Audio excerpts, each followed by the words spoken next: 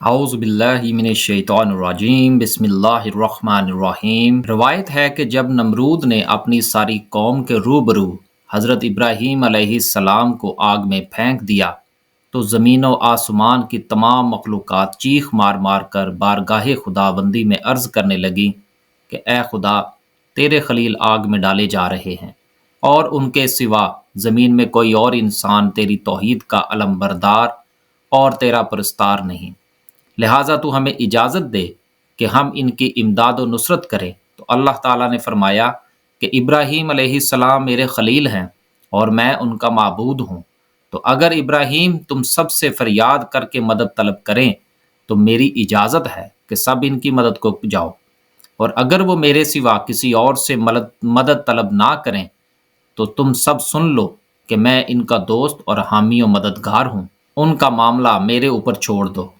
اس کے بعد آپ کے پاس پانی کا فرشتہ آیا اور کہا کہ اگر آپ فرمائیں تو میں پانی برسا دوں، اس آگ کو بجھا دوں۔ پھر ہوا کا فرشتہ حاضر ہوا اور اس نے کہا اگر آپ حکم دیں تو میں زبردست آندھی چلا کر اس آگ کو اڑا دوں۔ تو آپ نے ان دونوں فرشتوں سے فرمایا کہ مجھے تم لوگوں کی کوئی ضرورت نہیں، مجھ کو میرا اللہ کافی ہے، اور وہی کافی میرا بہترین کارساز ہے، وہی جب چاہے گا اور جس طرح اس کی مرضی ہوگی میری مدد فرمائے گا۔ ایک روایت میں ہے کہ جب کافروں نے آپ کو آگ میں ڈالا تو آپ نے دعا پڑھی، اور جب آپ آگ کے شعلوں میں داخل ہو گئے تو جبرائیل علیہ السلام تشریف لائے اور کہا کہ اے خلیل اللہ، کیا آپ کو کوئی حاجت ہے؟ تو آپ نے فرمایا کہ تم سے کوئی حاجت نہیں ہے۔ تو حضرت جبرائیل علیہ السلام نے کہا کہ پھر خدا ہی سے اپنی حاجت عرض کیجیے۔ تو آپ نے جواب دیا کہ وہ میرے حال کو خوب جانتا ہے، لہٰذا مجھے اس سے سوال کرنے کی کوئی ضرورت ہی نہیں۔ اس وقت حضرت ابراہیم علیہ السلام کی عمر شریف 16 یا 20 برس تھی۔ آپ کتنی دیر تک آگ میں رہے، اس بارے میں کہ آپ کتنی مدت تک آگ میں رہے 3 اقوال ہیں۔ بعض مفسرین کا قول ہے کہ 7 دنوں تک آپ آگ کے شعلوں میں رہے، اور بعض نے یہ تحریر کیا ہے کہ 40 دن رہے، اور بعض کہتے ہیں کہ 50 دن رہے۔ کہا جاتا ہے کہ نمرود کی ایک بیٹی تھی جس کا نام رحیمہ تھا، لیکن اسے رہا کے نام سے پکارا جاتا تھا۔ جب نمرود نے حضرت ابراہیم خلیل اللہ کو آگ میں پھینکا تو اس وقت وہ لڑکی اوپر محل سے یہ منظر دیکھ رہی تھی۔ جب ابراہیم علیہ السلام کو آگ میں نماز ادا کرتے ہوئے دیکھا اور آپ علیہ السلام کے ارد گرد بہت سے گلاب کے پودوں اور پانی اور درختوں کو دیکھا جن پر پرندے چہچہا رہے تھے، تو دل میں کہنے لگی کہ میرا باپ تو کچھ بھی نہیں ہے، قدرت، عزت اور بادشاہی اللہ رب العالمین کی ہے جو ابراہیم علیہ السلام کا رب ہے۔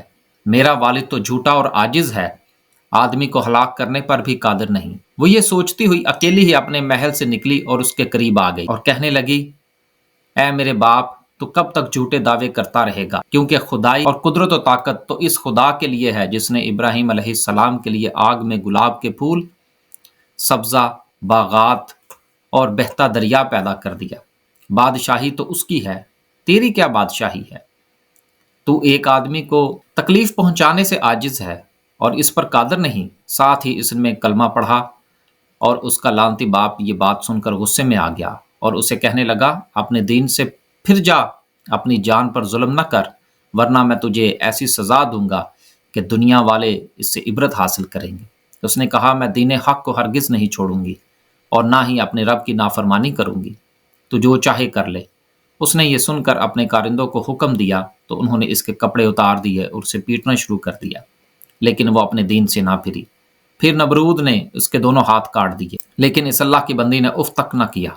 پھر نمرود نے اسے مختلف سزائیں دی، لیکن وہ اپنے دین پر ڈٹی رہی، حتیٰ کہ اللہ تعالیٰ نے ایک فرشتے کو وحی فرمائی کہ وہ جنت میں جائے اور اس کے لیے وہاں سے اعلیٰ پوشاک لے کر آئے۔